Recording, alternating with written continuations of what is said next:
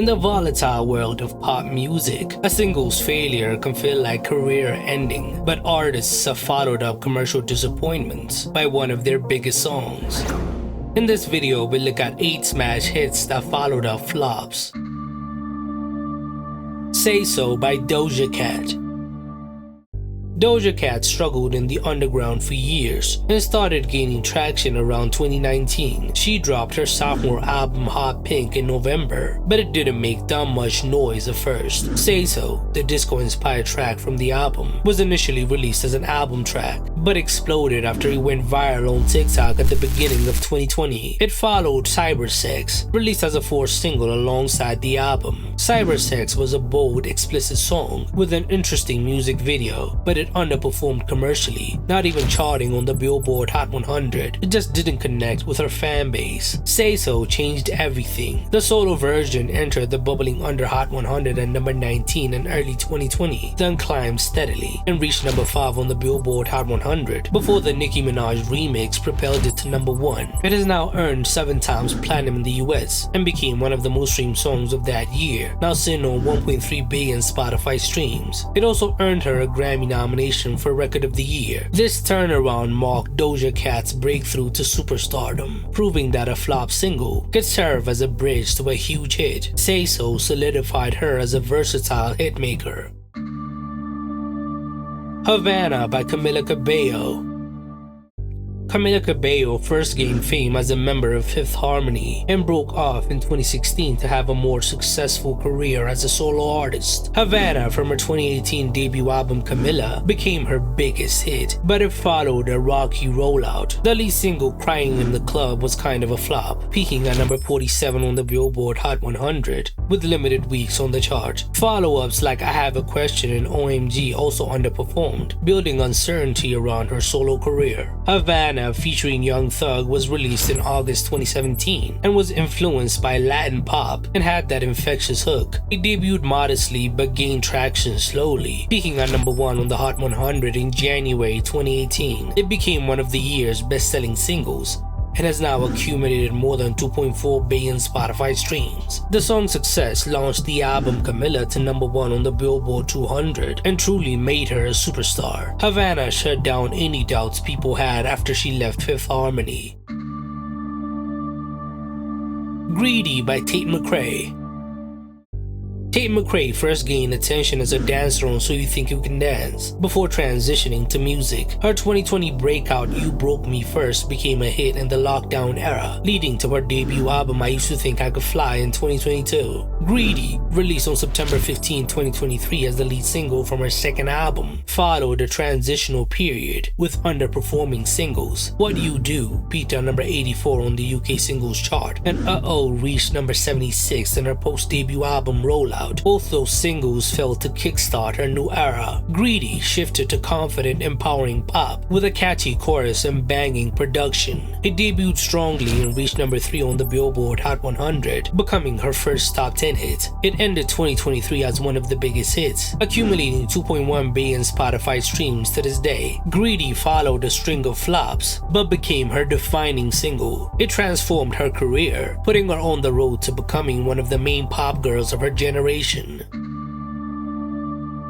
Hung Up by Madonna.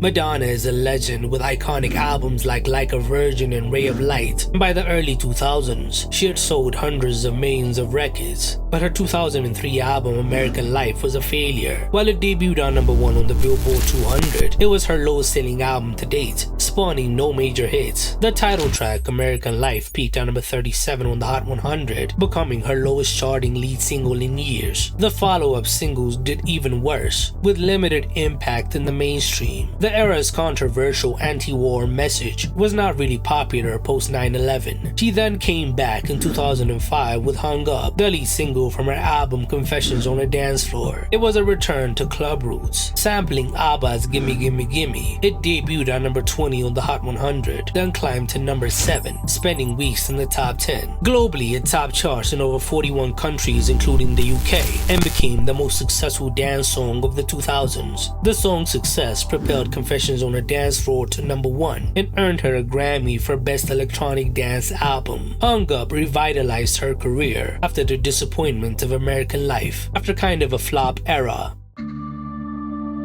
On the Floor by Jennifer Lopez.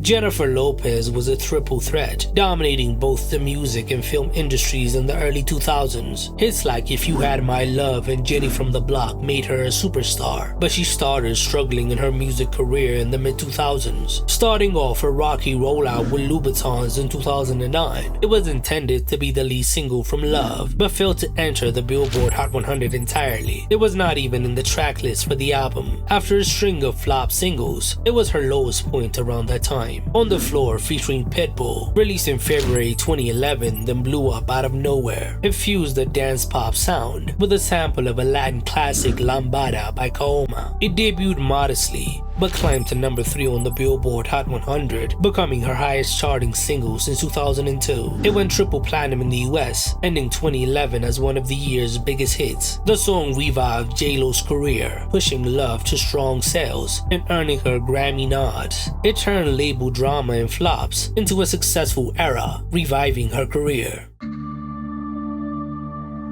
Work by Rihanna.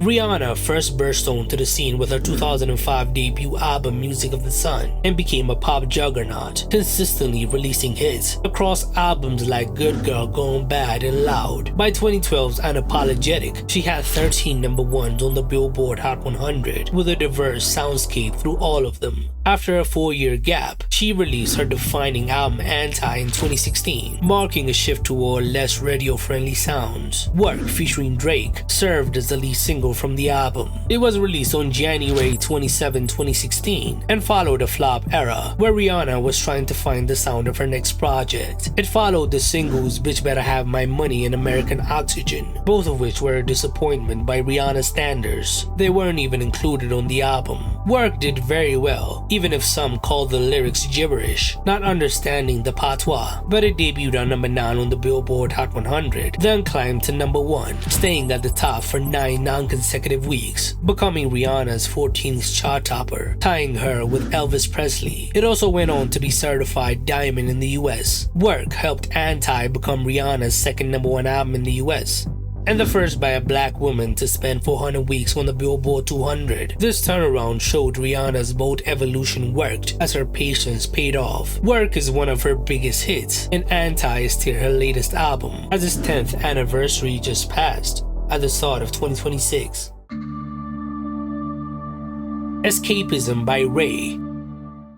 Raye began her career as a songwriter and a featured artist, penning hits for artists like Beyonce and Charli XCX. She faced frustrations with her label, leading to a public split in 2021 after they refused to fund her debut album. Going independent, she started a new era. Escapism, featuring 070 Shake from her debut album My 21st Century Blues, was released as a double single with A Thrill Is Gone in 2022. It followed Hard Out Here and Black Mascara, both of which failed to gain traction and didn't get to chart in the US or the UK. Earlier singles like Bed with Joel Corey and David Guetta in 2021 reached the top 10 in the UK, but as a solo artist, Raye was in a dark spot. But then Escapism exploded on TikTok in late 2022 and saved her career. It is an undisputed banger, but it started slow, climbing steadily, eventually hitting #1 in early 2023. It also crossed over into the US, peaking at #22 on the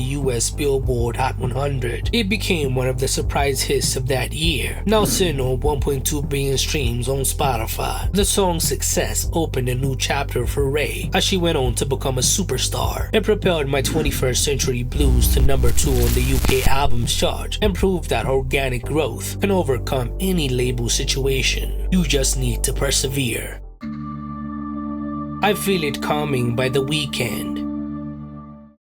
The Weeknd first started getting buzz after his trilogy of mixtapes in the early 2010s, and he rose to global stardom with Beauty Behind the Madness in 2015, which had huge hits like Can't Feel My Face and The Hills, earning Grammys and billions of streams. By 2016, he was a pop powerhouse, dropping hit after hit. I Feel It Coming from his 2016 album Starboy arrived as the third single. It followed False Alarm, released as a second single in late 2016. False Alarm peaked at number 55 on the Billboard Hot 100 and only spent a month on the charts, as it was a big risk with its rock-leaning sound, not really connecting with its fans. I Feel It Coming, which featured Daft Punk, was another pivot to smooth disco funk with its irresistible groove. Released in late 2016, it jumped to number 22 on the Hot 100 after Starboy's debut, then climbed steadily, peaking at number 4. It earned 8-time platinum certification in the US, accumulating 2.1 billion Spotify streams to date. This turnaround highlighted the Weeknd's versatility, moving from a darker sound to accessible pop within the same album. I Feel It Coming helped Starboy dominate and proved that the flop of the second single was a temporary blip in an otherwise